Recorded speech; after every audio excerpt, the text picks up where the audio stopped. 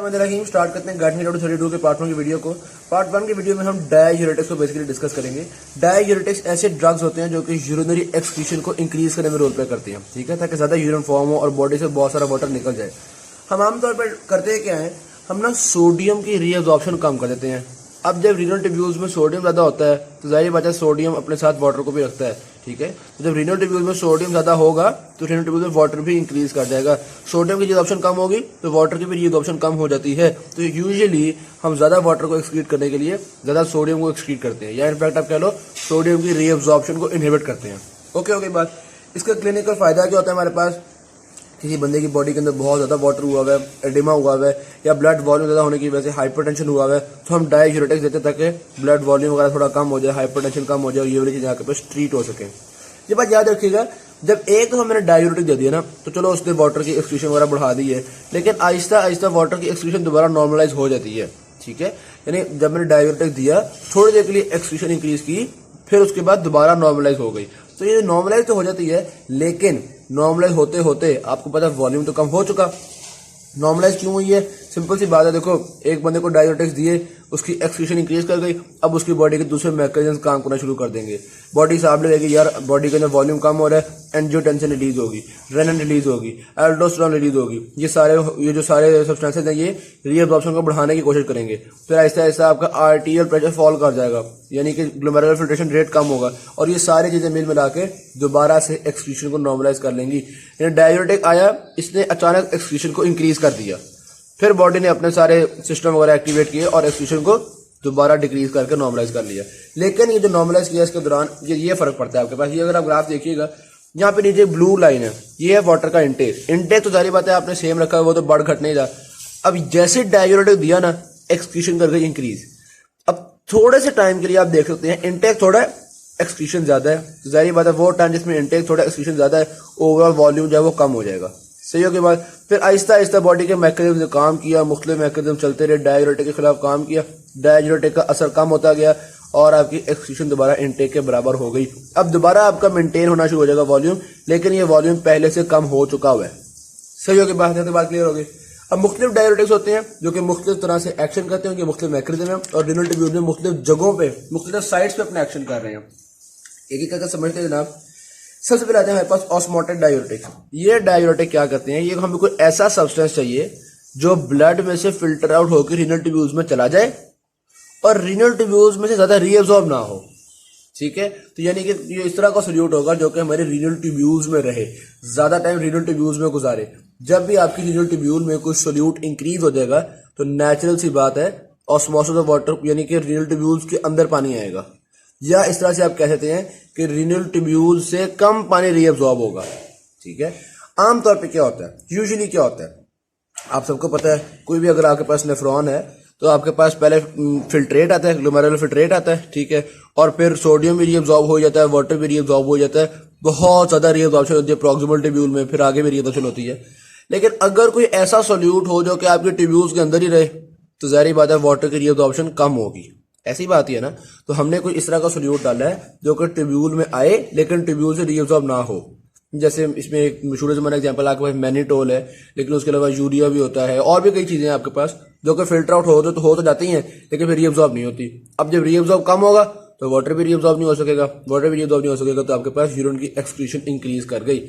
इसकी एक example diabetes mellitus में भी है। अब जिन पेशेंट्स को डायबिटीज मेलाइटस होती है ना, और उनके अनकंट्रोल्ड हो, यानी कि उनके ब्लड में बहुत ज्यादा ग्लूकोज इंक्रीज किया हुआ हो, फॉर एग्जांपल 250 मिलीग्राम पर डेसीलीटर से ज्यादा इंक्रीज किया हुआ हो, तो ऐसे पेशेंट्स में इतनी ज्यादा ग्लूकोज फिल्टर आउट होकर आपके प्रॉक्सिमल ट्यूब्यूल में आती है कि इतनी ग्लूकोज रीअब्सॉर्ब करने की हमारी कैपेसिटी नहीं होती।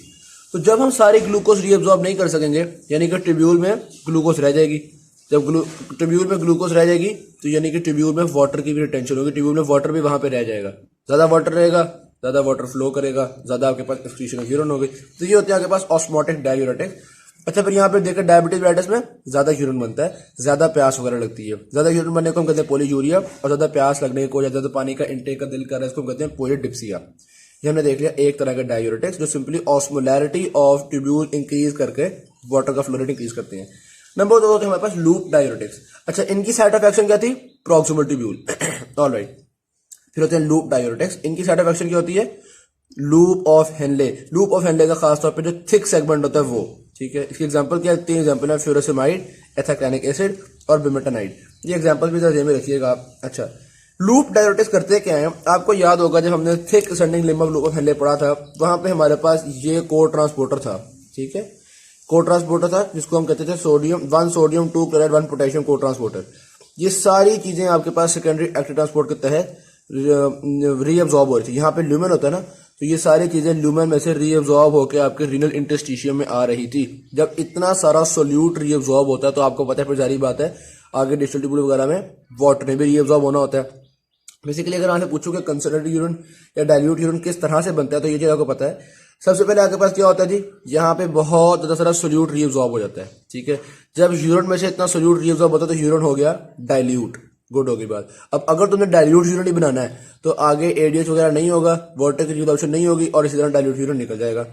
नंबर 2, अगर कंसंट्रेटेड यूरिन बनाना तो पता क्या करते हैं, मतलब मैंने बहुत कंसंट्रेटेड बहुत थोड़ा यूरिन फॉर्म करना है, मैं चाहता हूँ कि बॉडी में वाटर को रिजर्व किया जा सके, तब भी सोल्यूट्स में बहुत ज्यादा भेजता हूँ, ठीक है। अलबत्ता सोल्यूट्स को बहुत ज्यादा रीअब्जॉर्ब करने के बाद आगे जब जाता है ना, यानी बहुत डाइल्यूट यूरिन जब आगे जाता है तो आगे हमारी वाटर की परमेबिलिटी इंक्रीज कर जाती है। आपको पता है एडीएच रिलीज होने की वजह से, सही होगी बात। यानी यहाँ पे थिक असेंडिंग लिम्ब में मैंने सोल्यूट्स को बहुत रीअब्जॉर्ब कर लिया है, बहुत डाइल्यूट यूरिन बन गया। ये डाइल्यूट यूरिन भेज दिया डिस्टल ट्यूब्यूल वगैरह में, और डिस्टल ट्यूब्यूल में फिर वाटर की भी बहुत रीअब्जॉर्प्शन कर ली, क्योंकि एडीएच होगा आपके पास, और कलेक्टिंग ट्यूब्यूल में वाटर की बहुत रीअब्जॉर्प्शन कर ली। तो यानी कि अगर इन सोल्यूट्स की रीअब्जॉर्प्शन नहीं हो पा रही तो पहली तो बात यहाँ पर डाइल्यूट यूरिन नहीं बनेगा। तो जो इंसान डाइल्यूट यूरिन बनाना चाहता था वो नहीं बना सकेगा, बहुत सारा फ्लो कर जाएगा, बहुत सारे सोल्यूट्स भी आपके रीअब्जॉर्ब नहीं हो सके, जिसकी वजह से बहुत सारा वाटर भी रीअब्जॉर्ब नहीं हो सका और वो सारा आपका निकल जाएगा। तो डाययूरेटिक तो है ही है, लेकिन डाययूरेटिक होने के अलावा इसका नुकसान ये भी है कि किसी ने अगर डाइल्यूट यूरिन बनाना है वो नहीं बना सकता, क्योंकि इतने सारे सोल्यूट्स आपको यूरिन में रह जाएंगे। और अगर कंसंट्रेटेड यूरिन बनाना है तो काउंटर करंट मल्टीप्लाई मैकेनिज्म भी काम नहीं कर सकता।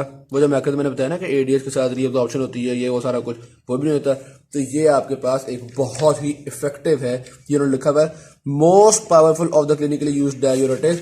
क्यों? क्योंकि ये डाइल्यूशन ऑफ यूरिन भी खराब कर देता है, कंसंट्रेशन ऑफ यूरिन भी खराब कर देता है, ये दोनों काम नहीं होने देता, ठीक है ना मसले। और डायूरेसिस के लिए ज्यादा यूरिन बनाने के लिए 2 काम कर रहा है, एक तो काउंटर करंट मल्टीप्लाई मैकेनिज्म भी नहीं चल पा रहा, और दूसरा जारी बात है इतने सारे सोल्यूट्स आपके यूरिन से निकल नहीं सके, तो जारी बात है वापस वाटर को भी लेके जाएंगे। ओके होगी बात, ऑलराइट। इसमें side of action loop of Henle होगा, और क्या करता है ये आपको पता चल गया कि इट इनहिबिट्स 1 सोडियम 1 पोटेशियम, नहीं 1 सोडियम 2 क्लोराइड 1 पोटेशियम चैनल, उसको इनहिबिट कर रहा है, कोई इसमें मुश्किल चीज नहीं है। नेक्स्ट आते हैं हमारे पास thiazide diuretics. Thiazide diuretics example उन्होंने बताई हुई है क्लोरोथायाजाइड। ये करते क्या है, ये सोडियम क्लोराइड की रीअब्जॉर्प्शन को कम करते हैं, सही होगी बात।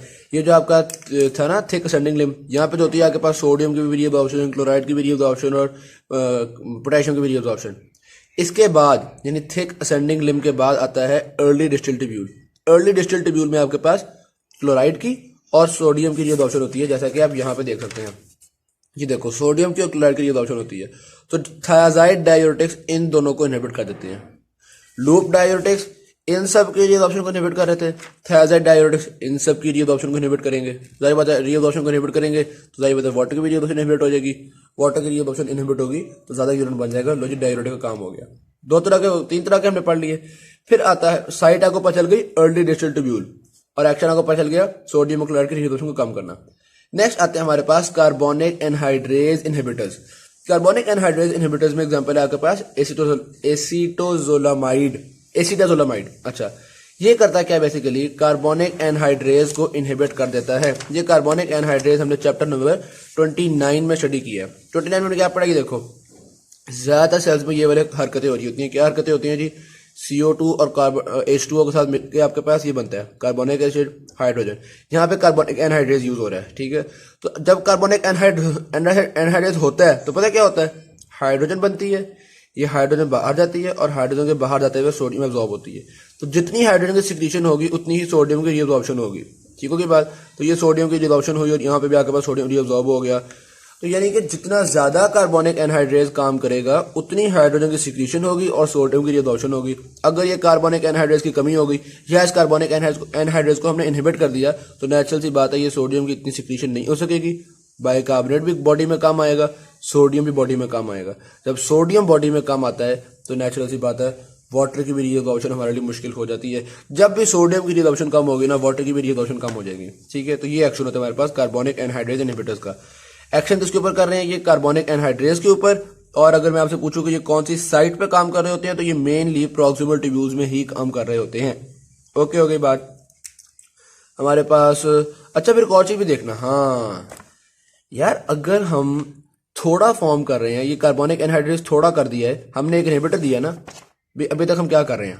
हम मुख्तलिफ डाययूरेटिक्स दे रहे हैं ज्यादा यूरिन बनाने के लिए। अब हमने ये डाययूरेटिक दिया है ज्यादा यूरिन बनाने के लिए, तो इसने यूरिन तो ज्यादा करवा दिया, क्योंकि इसने सोडियम की रीअब्जॉर्प्शन भी कम की है, इसने हाइड्रोजन की सिक्रीशन भी कम की है, इसने बाइकार्बोनेट की रीअब्जॉर्प्शन भी कम की है। तो चलो, एक तो इसका सोडियम, एक तो इसका डाययूरेटिक इफेक्ट हो गया, लेकिन ये पीएच को भी इफेक्ट करेगा। क्यों? क्योंकि जितनी हाइड्रोजन सिक्रीट होनी चाहिए थी वो तो सिक्रीट नहीं हो पा रही, जितना बाइकार्बोनेट रीअब्जॉर्ब होना था वो रीअब्जॉर्ब नहीं हो पा रहा। तो जाहिर बात है बॉडी में से बहुत से बाइकार्बोनेट ज़ाया हो जाएगा, बॉडी अपनी हाइड्रोजन को निकाल नहीं पाएगी। तो जब हाइड्रोजन बॉडी के अंदर जमा हो जाएगी, एसिडोसिस नहीं हो जाएगा बॉडी को। भाई नॉर्मली तो कार्बोनिक एनहाइड्रेज काम करता है, बहुत सी हाइड्रोजन निकालता है, अब नहीं निकाल पा रहा, तो यहाँ पे आपके पास एसिडोसिस वगैरह हो जाएगा। ये आपके पास प्रॉब्लम्स कॉज कर सकता है। यहाँ पर बताया some degree of acidosis because of excessive loss of bicarbonate in the urine. Bicarbonate बहुत ज्यादा निकल रहा है, क्यों? कार्बोनिक एनहाइड्रेज की मदद से बाइकार्बोनेट रीअब्जॉर्ब होना था, अब वो रीअब्जॉर्ब नहीं हो पा रहा। ओके ओके बात। अच्छा, फिर दो और तरह के आते हैं आपके पास, 4 तरह के हैं वैसे तो, खैर इनफैक्ट नंबर 1 आते हैं आपके पास आते हैं आपके पास मिनरलोकॉर्टिकॉइड रिसेप्टर एंटागोनिस्ट। अब मिनरलोकॉर्टिकॉइड वगैरह कौन से हैं? एल्डोस्टेरोन। ठीक है, एल्डोस्टेरोन का काम होता है सोडियम की रीअब्जॉर्प्शन को बढ़ाना। इनफैक्ट ये सोडियम पोटेशियम एटीपीएस पंप को स्टिमुलेट करते हैं ताकि ज्यादा से ज्यादा एक्टिव ट्रांसपोर्ट ऑफ सोडियम हो सके, सोडियम की रीअब्जॉर्प्शन बढ़ सके। जब सोडियम की रीअब्जॉर्प्शन यहाँ से बढ़ेगी तो नेचुरल सी बात है लुमेन से भी ज्यादा सोडियम अंदर आ जाएगी। तो ये आपके पास सोडियम पोटेशियम एटीपीएस पंप को स्टिमुलेट करता है एल्डोस्टेरोन। अब हमने दे दिए हैं मिनरलोकॉर्टिकॉइड रिसेप्टर एंटागोनिस्ट, जिसमें एग्जांपल आती है आपके पास स्पाइरोनोलैक्टोन और एपिलेटोनोन। स्पाइरोनोलैक्टोन और एपिलेटोनोन एल्डोस्टेरोन को काम नहीं करने देते। जब एल्डोस्टेरोन बेचारा काम नहीं कर सकेगा तो ये आपके पास सोडियम की बहुत ज्यादा रीअब्जॉर्प्शन नहीं हो सकेगी, सोडियम की रीअब्जॉर्प्शन ज्यादा नहीं हो सकेगी, तो वाटर की भी रीअब्जॉर्प्शन नहीं हो सकेगी। ये भी डाययूरेटिक है। लेकिन इस डाययूरेटिक में एक और चीज भी है, ना सिर्फ सोडियम की रीअब्जॉर्प्शन कम हो रही है बल्कि पोटेशियम की सिक्रीशन भी कम हो रही है। जाहिर सी बात मैंने आपको बताया ना कि ये पूरा सोडियम का अब्जॉर्ब करता है, पोटेशियम को सिक्रीट करता है। ये सोडियम पोटेशियम एटीपीएस पंप है ना, तो हम कहते हैं भाई सोडियम की रीअब्जॉर्प्शन भी कम हो गई है, पोटेशियम की सिक्रीशन भी कम हो गई है। जब पोटेशियम की सिक्रीशन कम हुई है तो बॉडी के अंदर पोटेशियम जमा रहेगा। सही हो गई बात? यानी कि यूरिन तो बहुत ज्यादा बन रहा है, डाययूरेटिक इफेक्ट तो है, लेकिन बॉडी के अंदर पोटेशियम बच रहा है, इसलिए इसको हम पोटेशियम स्पेयरिंग डाययूरेटिक भी कहते हैं। यानी ऐसा डाययूरेटिक जो यूरिन ज्यादा बनाता है लेकिन पोटेशियम ज्यादा नहीं निकालता। सिंपल चीज हो गई। ऑलराइट, यहाँ पे सारी बातें डिस्कस की हुई थी। उसके बाद आते हैं sodium channel blockers. Sodium channel blockers क्या करते हैं? वो सोडियम पोटेशियम एटीपीएस पंप को इनहिबिट नहीं करते, लेकिन पहले होता क्या है, सोडियम यहाँ पे एक्टिव ट्रांसपोर्ट के थ्रू गया, यहाँ सोडियम की कमी हो गई, फिर सोडियम इन चैनल्स के थ्रू पैसिव ट्रांसपोर्ट से आ गया। पहले जो मिनरलोकॉर्टिकॉइड रिसेप्टर एंटागोनिस्ट थे उन्होंने इस एटीपीएस पंप को इनहिबिट किया था, जबकि जो चैनल ब्लॉकर्स होते हैं वो पंप को इनहिबिट नहीं करते, इस चैनल को इनहिबिट कर देते हैं। जब ये चैनल इनहिबिट होगा तो आपके सेल में थोड़ा सोडियम आएगा, तो यहाँ पे भी ये एटीपीएस पंप भी इनहिबिट हो जाएगा, क्योंकि अंदर है ही थोड़ा सोडियम, वो ले जा ही नहीं सकता, तो ये एटीपीएस पंप भी इनहिबिट हो जाएगा। तो इफेक्ट के हिसाब से देखो ये दोनों सेम है। इन दोनों की मौजूदगी में सोडियम की रीअब्जॉर्प्शन कम होती है, इन दोनों के साइड ऑफ एक्शन सेम है, कोलेक्टिन डक्ट, डिस्टल ट्यूब्यूल्स वगैरह। इन दोनों में पोटेशियम की सिक्रीशन कम होती है, क्योंकि अल्टीमेटली इन दोनों में ये वाला पंप इनहिबिट हो रहा है। ये दोनों ही पोटेशियम स्पेयरिंग डाययूरेटिक्स कहलाते हैं। सही होगी बात? सिर्फ एक्शन का, साइट ऑफ एक्शन का फर्क है। साइट ऑफ एक्शन तो नहीं, मतलब उसी सेल के अंदर जिस जगह पे मैकेनिज्म हो रहा है वो फर्क है।